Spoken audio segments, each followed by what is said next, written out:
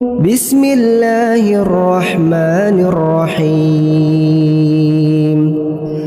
الحمد لله الذي أنزل على عبده الكتاب ولم يجعل له عوجا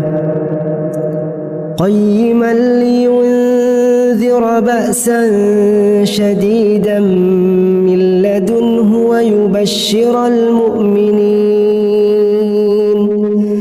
ويبشر المؤمنين الذين يعملون الصالحات أن لهم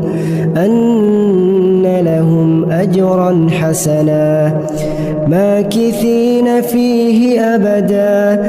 وينذر الذين قالوا اتخذ الله ولدا ما لهم